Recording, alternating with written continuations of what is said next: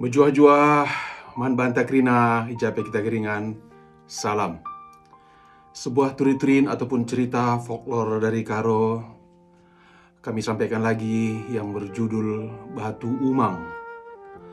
Di sebuah desa bernama Desa Durintani, hiduplah satu keluarga, yakni ayah, ibu, serta menantunya yang baru melahirkan. Mereka hidup dalam keadaan susah serta mata pencarian mereka untuk memenuhi kebutuhan hidupnya adalah bertani. Dari hasil pertanian mereka yang sedikit itulah mereka dapat hidup. Pada suatu ketika, si ibu ingin sekali memakan ikan sungai. Hal ini dikatakannya kepada suaminya agar suaminya dapat memancing ke sungai. Dan sungai ini tidak jauh dari desa tersebut. Konon menurut cerita, di sungai itu terdapat dua batu besar. Satu batu penjemuran dan satu lagi batu pertenunan. Kedua batu ini adalah miliknya Umang, yang ada hubungannya dengan batu Umang tersebut, di mana batu pertenunan ini adalah tempat Umang bertenun di sore hari dan malam hari, sedangkan batu penjemuran ini adalah tempat Umang menjemur kainnya yang baru dicucinya. Dengan suruhan istrinya, maka pergilah si bapak ke sungai untuk memancing. Pertama sekali si bapak ini pergi ke batu pertenunan, karena di batu ini sangat cocok untuk memancing, dan orang memancing tersebut tidak terlihat dengan jelas karena bentuk batu itu agak melengkung.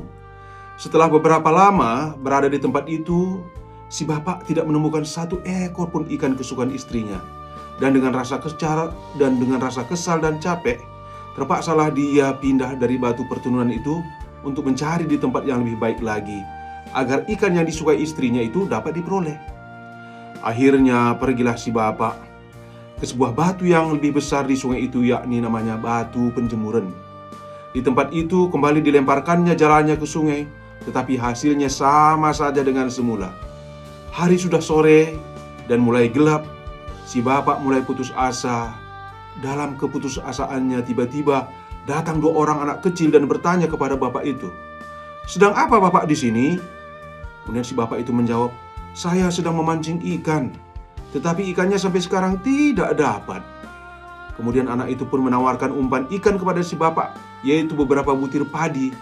Dan si bapak pun menerimanya dengan senang hati.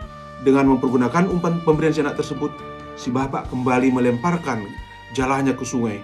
Namun hasilnya tetap juga tidak ada. Dengan rasa capek dan kesal, si bapak kembali ke rumahnya. Di rumah, si bapak menjelaskan kepada istrinya bahwa dia tidak bisa memenuhi permintaan istrinya. Istrinya cukup maklum dan merasa kasihan melihat suaminya seharian memancing ikan di sungai. Kemudian si suami mengatakan bahwa di sungai tadi dia bertemu dengan dua orang anak kecil dan memberikan beberapa butir padi sebagai umpan ikan. Sambil merogoh kantongnya, dikeluarkannya padi itu 7 butir dan dibuangkannya ke belakang rumahnya. Tanpa disadarinya, masih ada 3 butir lagi padi di kantongnya. Setelah dikeluarkan, tiba-tiba padi itu berubah menjadi emas. Dan melihat kejadian ini, suami istri sangat-sangat terkejut. Melihat kejadian yang aneh ini, si bapak kembali mengingat-ingat anak kecil itu. Lalu dia mengambil kesimpulan bahwa anak-anak itu adalah penjelmaan dari makhluk halus yang telah memberi rezeki kepada mereka sekeluarga. Dari kejadian tersebut, berubahlah kehidupan mereka, yakni dari yang serba kekurangan menjadi kehidupan yang lebih baik. Namun memikirkan bahwa kejadian ini bukanlah bisa menjamin kehidupan mereka untuk sehari-hari selanjutnya, lalu mereka berencana untuk membuka ladang baru. Si suami pun pergi ke ladang, seharian dia bekerja di sana, dan sore harinya dia kembali ke rumah. Pada suatu malam, si bapak bermimpi, dan dalam mimpinya itu dia bertemu dengan makhluk halus dan berkata kepada si bapak, "Pak, untuk apa bapak mengerjakan ladang itu?" Lalu si bapak menjawab dalam mimpinya, "Saya mau berladang, karena keluarga saya termasuk keluarga yang susah hidupnya. Kalau tidak berladang, maka kami tidak bisa makan dan hidup," kata si bapak menjawab. "Kalau begitu, ladang bapak itu tidak usah lagi dikerjakan, biar kami saja yang mengerjakan. Dengan syarat, selama 1 minggu bapak dengan keluarga tidak bisa datang ke ladang untuk melihat ladang ini. Dan jangan sekali-kali membawa anak yang baru lahir, maupun segala jenis ramuan seperti sirih, jeruk purut, kunyit maupun jerangau, sebab kami tidak suka dengan hal itu," kata makhluk halus itu kepada si bapak melalui mimpinya. "Baiklah kalau begitu," kata si bapak. Setelah si bapak bangun, diberitahukannya lah mimpinya itu kepada istrinya serta menantunya masalah mimpi itu, dan melarang mereka jangan ada yang pergi ke ladang dalam 1 minggu ini. Semua orang yang mendengar mimpi itu ingin mematuhinya. Setelah 1 minggu lamanya, mereka tidak pergi ke ladang. Maka si bapak ingin melihat bagaimana sebenarnya ladang itu. Maka pergilah dia ke ladang dan dilihatnya bahwa ladangnya sudah bersih. Melihat kenyataan ini, maka diceritakannya lah kepada istrinya serta menantunya. Kemudian pada malam harinya, si bapak kembali bermimpi. "Ladang bapak sudah bersih dan siap kami kerjakan. Sekarang sediakan benih padi 2 kaleng," katanya. Setelah siang, si bapak menceritakan kembali mimpinya kepada istrinya dan menantunya, serta menyuruh sekaligus mencari benih padi sebanyak 2 kaleng. Mendengar mimpi ini, si ibu dan menantu menjadi curiga. Apa sebenarnya maksud makhluk halus itu terhadap mereka? Sehingga timbul kecurigaan bagi si ibu dan menantunya. Sehingga secara diam-diam, pergilah menantu dan ibu itu untuk melihat membuktikan mimpi mertuanya itu. Ternyata dilihatnya di ladang itu sangat bersih, dengan segera akan ditanami padi. Sehingga dalam hatinya mengatakan bahwa mimpi itu memang kenyataan. Dia tidak tahu bahwa apa yang dilakukannya itu salah. Makhluk halus yang tidak suka mencium bau jerangau ternyata mengetahui bahwa janji yang telah disampaikan dahulu telah dilanggar oleh menantunya. Ya, pada suatu malam, setelah menantunya pergi melihat ladang tersebut, si bapak mimpi lagi.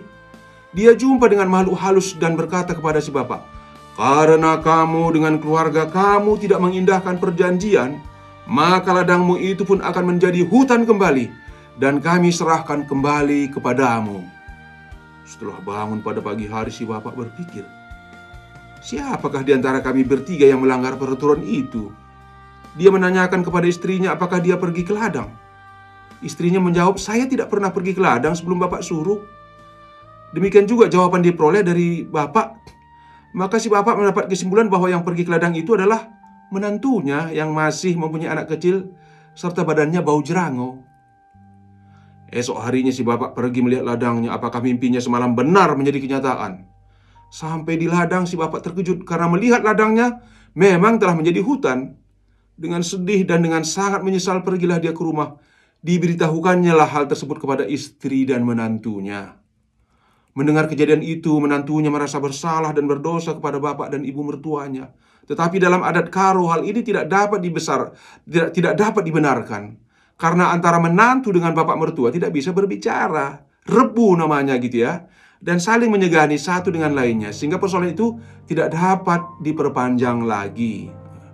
Setelah kejadian itu, si bapak ingin kembali mengolah ladang itu dengan membakar serta menebang kayu yang lebat di ladang tersebut. Satu persatu kayu besar itu dapat ditebang oleh si bapak. Tetapi alangkah terkejutnya dia, karena di tengah ladang itu terlihat sebuah batu besar menyerupai rumah. Kejadian ini terjadi sekitar tahun 1790 katanya ini. Sepertinya sejarah begitu ya. Dan batu besar itu menimbulkan keanehan. Kadang batu itu hilang dan kadang batu itu muncul lagi. Tetapi sewaktu menghilang di tempat itu, sering terdengar suara aneh. Sehingga baik pemilik ladang itu sering timbul ketakutan. Demikianlah lama-kelamaan akhirnya batu itu tetap berada di tempat itu tanpa berpindah lagi, dan tepatnya tahun 1880 katanya. Ya baik, inilah satu cerita legenda ataupun folklore pada masyarakat Karo yang bisa kami sampaikan, yaitu Batu Umang yang ditulis oleh Dr. Anda Kristiana Guru Surbakti. Salam Ras Mujoh Johaman Bantekrina. Bujur.